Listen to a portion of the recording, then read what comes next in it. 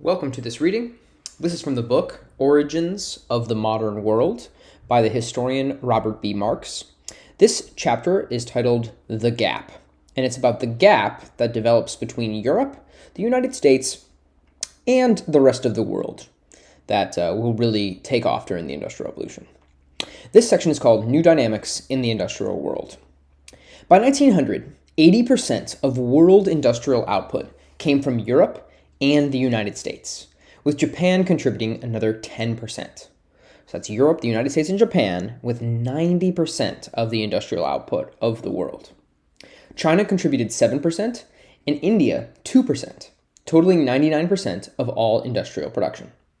Thus, the 100 years from 1800 to 1900 saw a great reversal, with Europe and the United States taking the pride of place previously held by India and China. Part of the immense gap between the wealthiest and poorest parts of our world thus can be explained by industrialization, and the escape of some parts of the world, Europe, the United States, and Japan, from the constraints of the biological old regime. Actually, of course, it is more correct to say that the industrial output came from selected regions, not entire countries.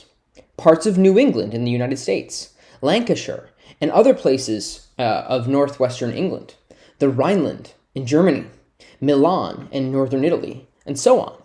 For even within those industrializing and increasingly rich countries, there remained impoverished or poor regions. In the biological old regime, the size and quality of agricultural harvests determined the economic health, wealth, and well-being of a society. The larger the harvest, the more food, the lower wages, the more competitive industry, and so on. Of course, the opposite was also true. Although climate and the vagaries of the weather certainly had a major impact on agriculture, people's ingenuity, social organization, and hard work could minimize adverse climatic effects. But still, the biological old regime set the tune by which agrarian, that is farming, economies danced. That was, and is, not so with the new industrial economies. Having escaped from the limits of the biological old regime and its dynamics, the new industrial economies were entering into uncharted waters that became even more uncertain as more of Europe industrialized.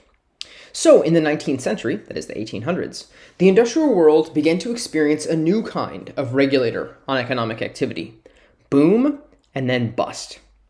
As more and more factories were built to produce the same commodity, the same good, especially in different countries, global supply, at times, vastly outstripped demand. That is, there was more stuff than for people to buy the stuff, leading to falling prices to clear the inventory buildup. Competitors slashed prices by slashing wages, further depressing demand, at least for consumer goods, leading to, quote, a recession, or, depending how deep it was and how long it lasted, a depression. The first recession occurred in 1857, and it was fairly short-lived, followed by a resumption of the economic boom, which lasted until the early 1870s. But then in 1873, another recession began, which lasted, in some historians' views, until 1896. During those 20 years, prices in Britain fell by 40%. This pattern of economic boom and bust has persisted to the present. Are we in a recession right now? That's always the question to be asking. The idea of nations and nationalism, on the other hand, arose only after modern states and industrial society had emerged. States were confronted with a dilemma, especially acute after the French Revolution, called into question all the traditional sources of state legitimacy: divine ordination, dynastic succession, or historic right, of how to ensure loyalty to the state and the ruling system. This question became critical as industrialization created new social classes, especially the urban working class and the capitalist class, and the revolts of the early 1800s culminating in the mass uprisings of 1848. To the rulers of the 1800s European states, huge schisms, or schism means a break with something, was appearing among their peoples and between the people and the state, threatening to bring the states down. Also, industrialization created new forms of communication, especially the railroad and the telegraph, which in turn spawned economic and emotional needs among people who seemed to share common bonds of language and culture, but did not have a unified state, in particular the various German and Italian states. This gave rise to the idea that a nation, that is, a people, sharing a common language and culture, ought to have a single, unified state or government. This kind of European nationalism fueled many movements in Europe from 1830 to 1880 of state building on the basis of a nation and national boundaries. This was most strikingly illustrated by the Italian nationalist Giuseppe Mazzini in his call for every nation a state, only one state for the entire nation. So people who speak Italian have a country called Italy. That's the plan. This idea then informed the rulers of states, who were feeling pressured by the revolutionary uprisings from below, and offered them a way to begin ensuring the loyalty of their people. The problem these rulers faced, though, was twofold.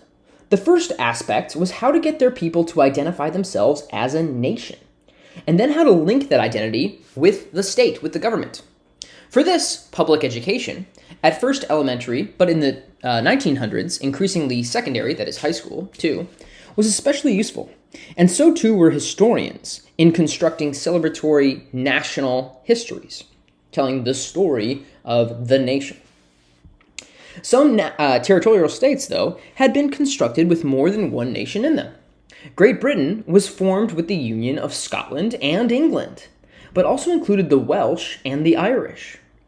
The Russian Empire, as it expanded in the 1700s and 1800s, came to be known as the prison house of nationalities. There's a whole bunch of different peoples living within the Russian Empire.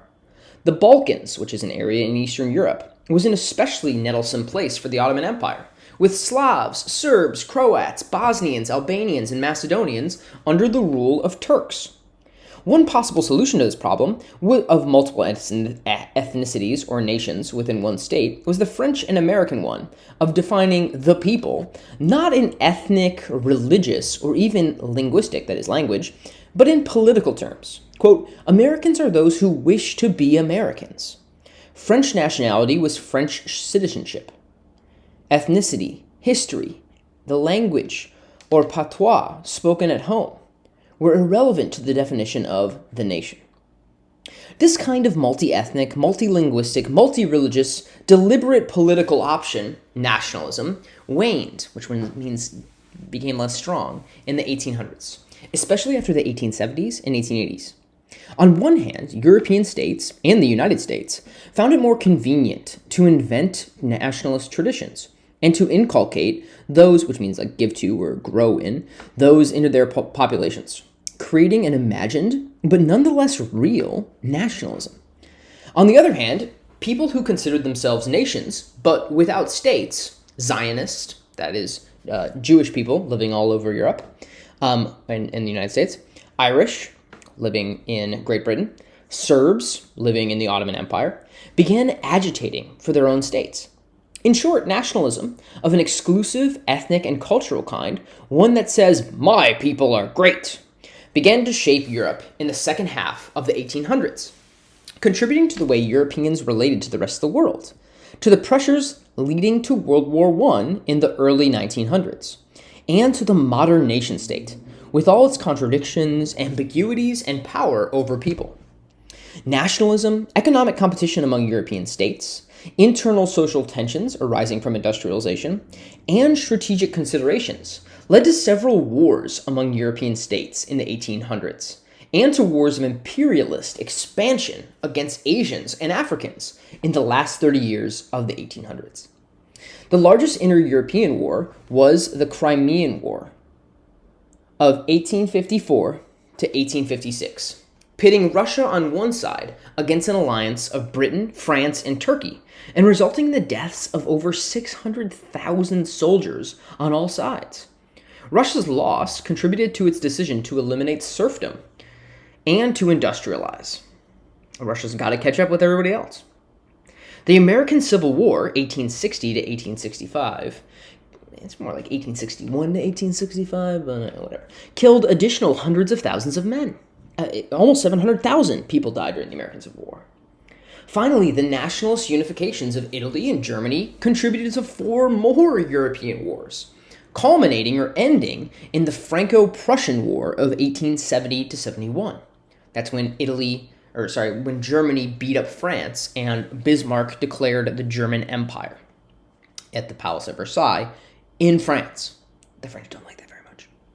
Nationalism thus was injected into the ongoing tensions among European states. After all, they've been fighting with each other for hundreds of years at this point, thousands maybe.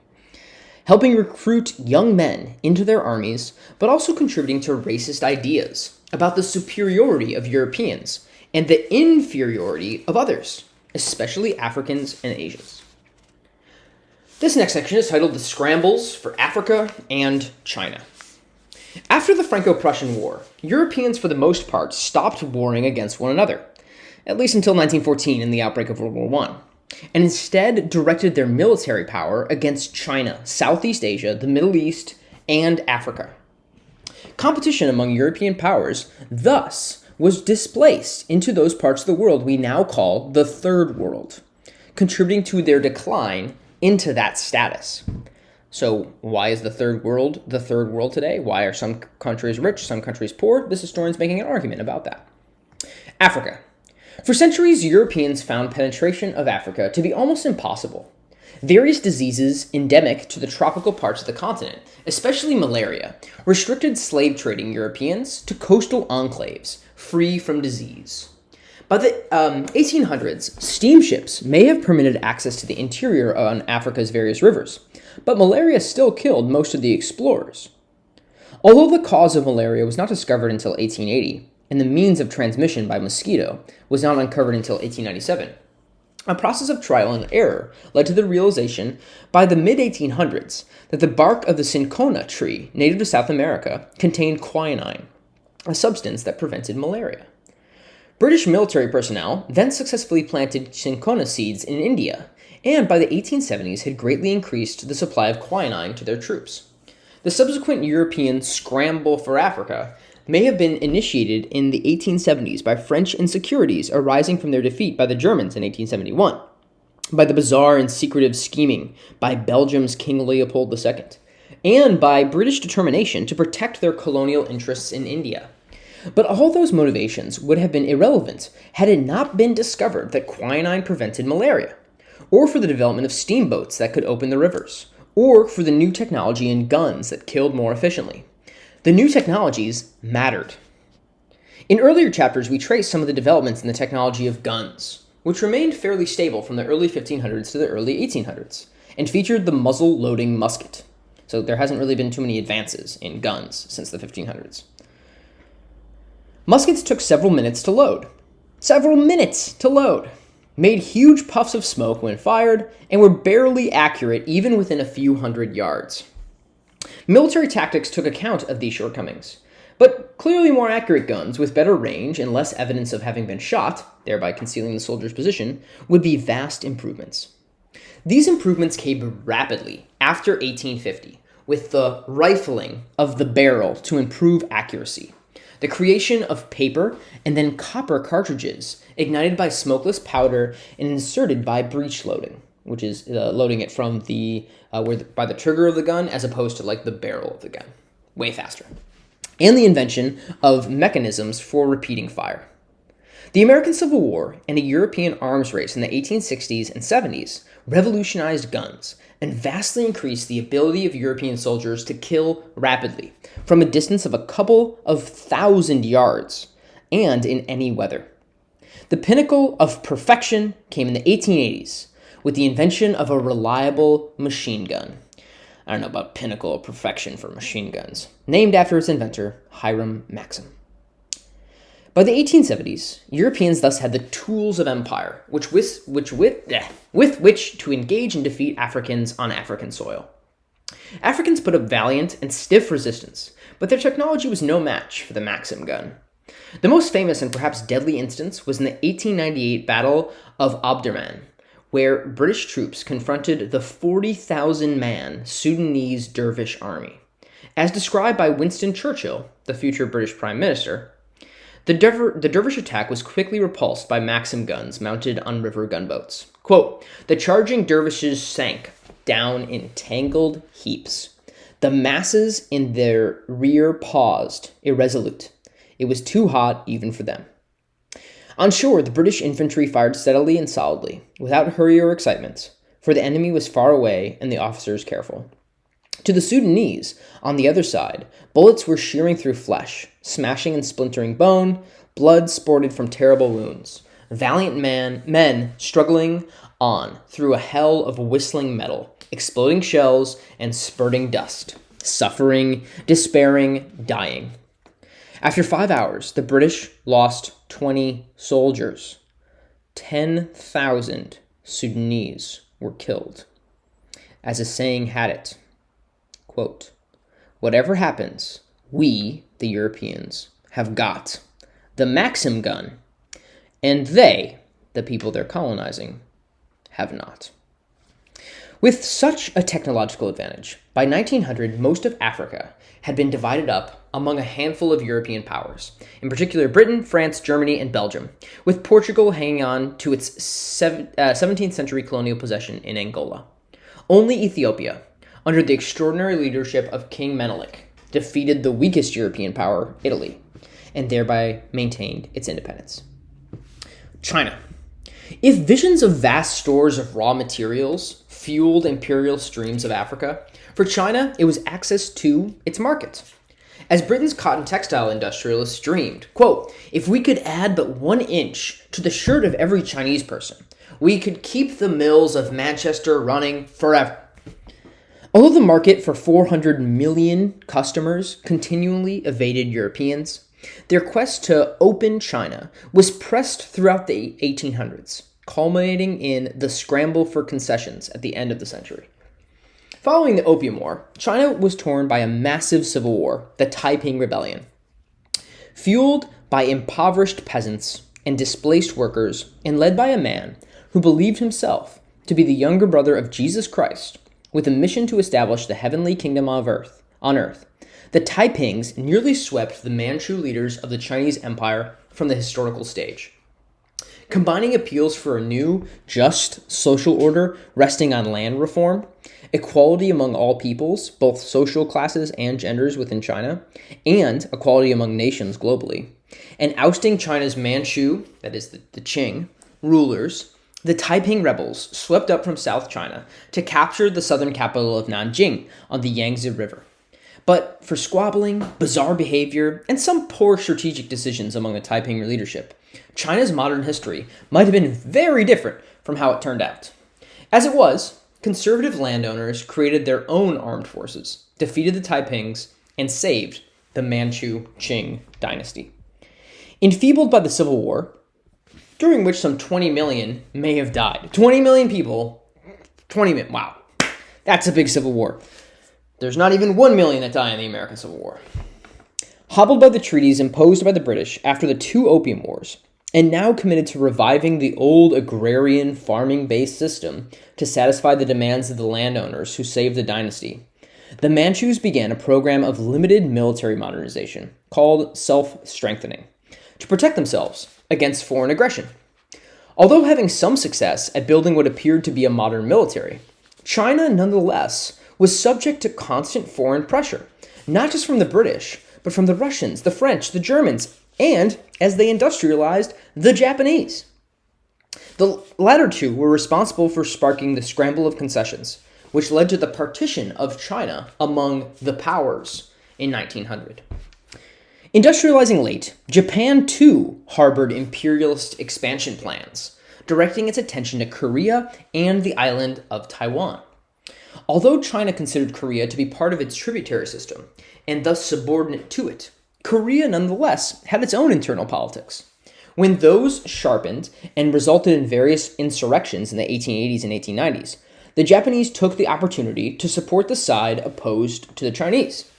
When China intervened, as it thought it had the right to, in 1894, war between China and Japan broke out.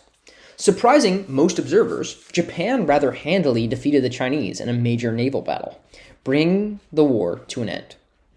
Determined to press its advantage over a weakened and demoralized Chinese opponent, Japan extracted numerous concessions from the Chinese, including a huge $300 million indemnity, which is like a fee that they have to pay for losing the war, the island of Taiwan, and the Liaodong Peninsula in Manchuria. The independence, quote, of Korea, thereby allowing Japan to exercise its influence over it, and the right of Japanese nationals to open factories and own mines in China. Russia, which opposed Japan's interests in Manchuria, its expansion into Siberia created its own interest in Manchuria, then convinced the Germans and French to join with it to force Japan to return Manchuria to Chinese sovereignty. Succeeding in doing so and humbling Japan, the Russians earned the gratitude of China's rulers, who in turn granted the Russians concession to develop a railroad in Manchuria.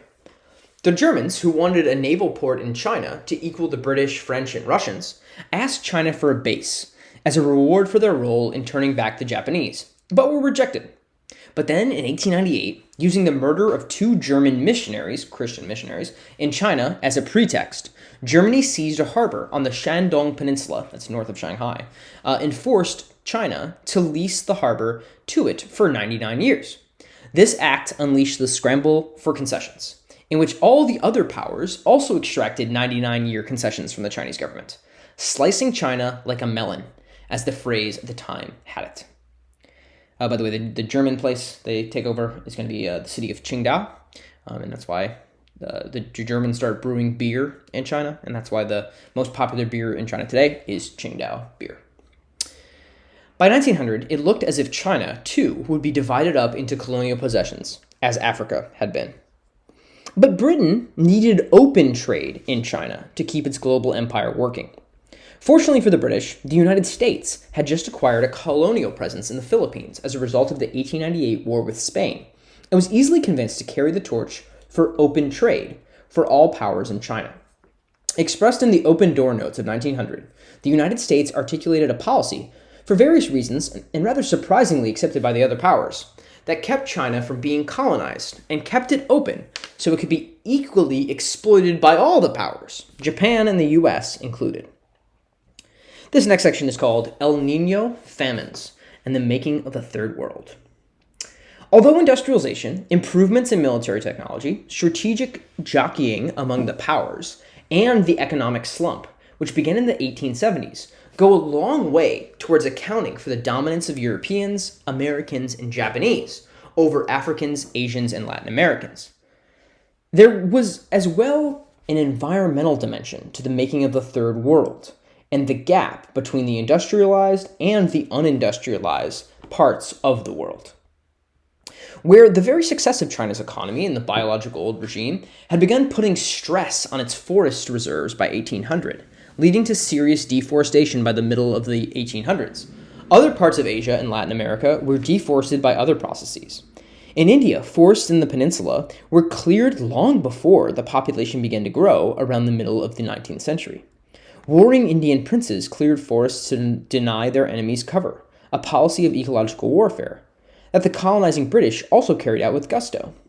Additionally, dislocated peasant farmers cleared land, and there was some commercial logging in the north as well. All of these contributed to the extensive deforestation of India by the late 1800s. In Latin America, different processes led to massive deforestation. There, colonial powers, intent upon extracting raw materials and transforming their Latin American holdings into sugar or coffee plantations, cleared forests. In Brazil, the great forests of the Atlantic seaboard were first cleared for sugar plantations. In the early 1800s, Brazilian landowners switched to coffee crops. As a tree, not native but imported from Ethiopia, coffee presumably could have been planted and replanted on the same land, given adequate care to the fertility of the soil. But as it turned out, landowners preferred to deplete the soil, and after 30 years or so, to clear another patch of virgin forest. Thus, coffee marched across the highlands, generation by generation, leaving nothing in its wake but denuded hills. And on Caribbean islands, French and British colonists in the 18th century removed so much forest for sugar plantations that even then observers worried that it was causing the climate of the islands to change, getting drier and drier with every stand of forest cut down. By the last quarter of the 19th century, then, large parts of Asia and Latin America experienced significant environmental damage caused by deforestation and the depletion of soil fertility. Of course, being agricultural societies, these changes put additional stresses on the biological old regime, making them even more susceptible to climatic shock and increasing the possibility of widespread famine. Mostly, harvest failures were localized affairs, but in the late 1800s, a climatic phenomenon we now know as El Nino, or by its more scientific name, ENSO, or El Nino Southern Oscillation, intensified to the greatest extent in perhaps 500 years, affecting vast portions of the planet. Moreover, we are now beginning to understand that the increased greenhouse gases added to the atmosphere from both industrial and agricultural sources played at least a small role in enhancing El Nino patterns that developed during the later 19th century. Where El Nino brings excessive rainfall to the wheat belt of North America and does not affect Europe at all, it means drought for vast portions of Asia, parts of northern and western Africa, and northeast Brazil, and flooding for Argentina. 3 times, in 1876 to 79, 1889 to 1891, and 1896 to 1902, El Nino droughts afflicted the future Third World.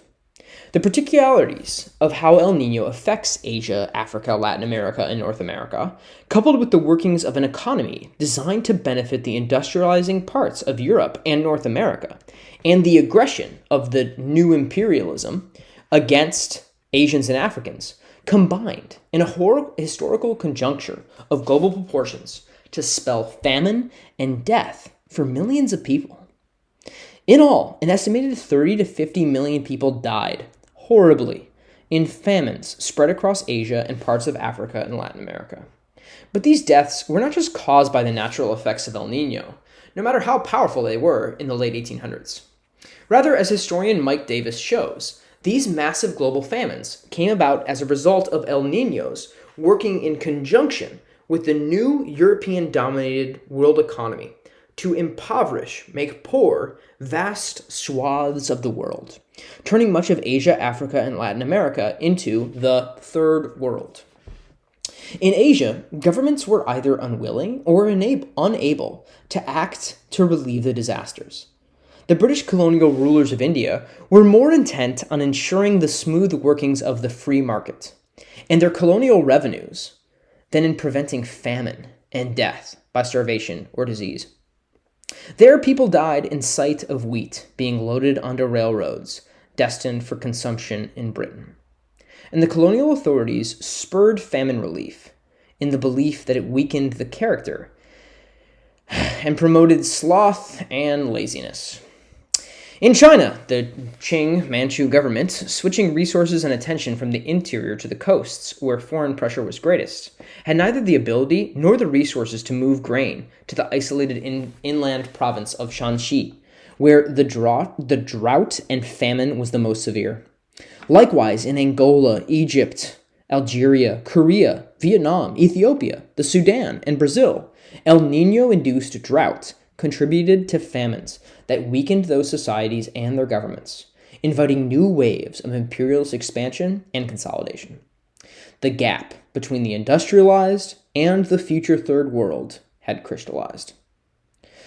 Although it may appear to have been a historical accident that those late 19th century El Ninos hit Asians, Africans, and Latin Americans hard while improving harvest yields in the American Midwest. Hey, that's where I'm from, the American Midwest. And bypassing Europe altogether.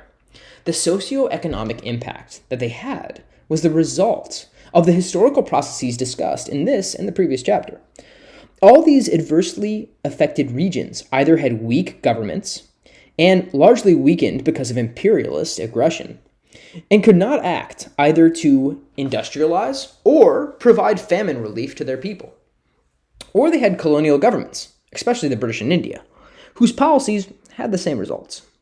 Thus, at the beginning of the 1900s, large parts of the world and its people were condemned to fend off the worst effects of the biological old regime, environmental degradation, and the effects of global warming as best they could. It's hardly surprising that the life expectancies and life chances of people there were much less than those in the industrialized parts of the world. The gap was and remains a life and death matter. Social Darwinism and self-congratulatory Eurocentrism. Eurocentrism meaning centered around Europe. By 1900, Europeans and their North American descendants controlled, directly or indirectly, most of the world. That fact did not escape their notice, and the British in particular celebrated it throughout their empire on the occasion of the 50th and 60th anniversary of Queen Victoria's reign in 1887 and 1897, respectively, and in the midst of the late 1800s famines discussed above. Oof. With the advances of science since the middle of the 19th century, the ease with which the Maxim gun cut down Sudanese people, and the famine deaths of millions of Asians, some Europeans now thought they had a scientific explanation for the rise of Europe and the United States, the West, and the backwardness of Asians, Africans, and Latin Americans. Social Darwinism and eugenics, or scientific racism. Charles Darwin had argued in his famous 1859 book on the origins of species that evolution and the development of new species occurred by the process of natural selection and the survival of the fittest, the best species. Darwin soon extended that argument to humans, tracing human origins to earlier hominids, that is, our really ancestors, but I don't know, whatever. Hominids are like human-like creatures that died off mysteriously for several reasons. We don't need to get into that right now. Then, in the late 1800s, Darwin's ideas about evolution were applied to societies. Social Darwinism purported to explain why some people were wealthy and others poor. Virtue, which is goodness, versus sloth, which is laziness. And why some societies were advanced and others backwards. I'm doing air quotes here.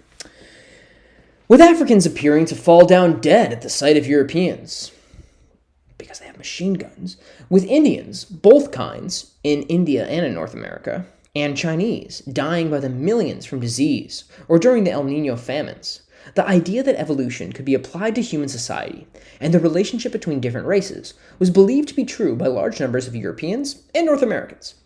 Both the wealth of millionaires and the superiority of white Northern Europeans, according to Herbert Spencer, the foremost champion of social Darwinism, can be explained by natural selection. Quote, "The poverty of the incapable, the distresses that come among the imprudent, the starvation of the idle, and those soldiering aside of the weak by the strong, which leave so many in shallows and miseries, are the decrees of a large, far-seeing benevolence." It's good that all this stuff happens, because it's an example of the weak overcoming the strong, which is how the natural world works. To social Darwinists, the poor, the Asians, the Africans, and the Native Americans thus all deserved their dismal fates. It was, quote, natural. I really hate reading about social Darwinism. In a world in which the gap between the rich and the poor within European and American societies and between the wealthiest and poorest parts of the world had become glaring, social Darwinism was a comforting ideology for those on top of the world. In Latin America, especially Mexico and Brazil, ruled by light-skinned descendants of Europeans, that is, Creoles, a further extension of the idea of social Darwinism proved attractive.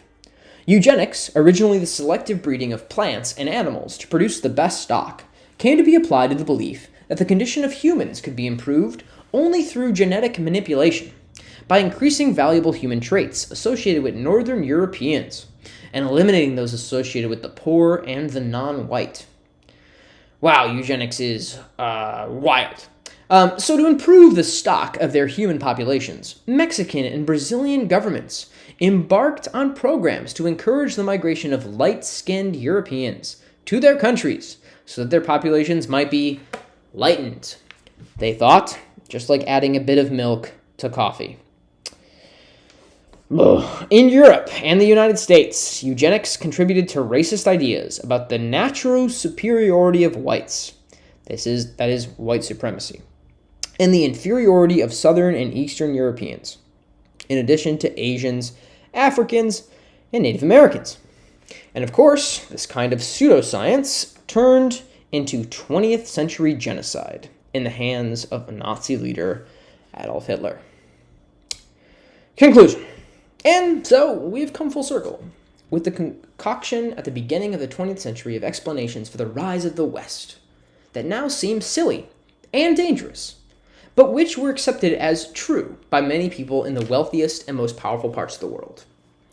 Of course, we can now see that these ideas, discussed in more detail in the introduction, are more ideology than historical truth. For the rise of the West is more the story of how some states and peoples benefited from historically contingent events, geography, and environmental conditions to be able at a certain point in time, a historical conjuncture, to dominate others and to accumulate wealth and power. There's no more mystery to it than that. And by coming to grips with the contingent nature of the wealth, power, and privilege of the West, those who have benefited should be humbled by the actual sources of their good fortune. And those who have not should take heart that in the future, new contingencies may well favor them. Europe was not always dominant, or even bound for that destiny, even though Eurocentric ideologies may have propounded that myth. And finally, we have some charts here. This chart shows the share of world GDP. GDP is gross domestic product. It's a way of measuring economies from the year 1700 to 1890, the period of the Industrial Revolution. So Europe goes way up, China and India go way down. And it's at this time that the Opium Wars are happening and the Industrial Revolution is happening. And imperialism is happening. Here's another chart. This is share of world manufacturing output. It shows who's making stuff. We've got India here going down. We got China here going down. We've got Europe going up. And we've got the United States really taking off from 1860 to 1900. And we got one more chart. This is a share of world manufacturing output. Europe, India, China. I'm reading that wrong. This is population of India, China, and Europe. The population is roughly going up at kind of the same rate. Alrighty, thanks for listening to this very interesting chapter from historian Robert B. Marks. Have a great day.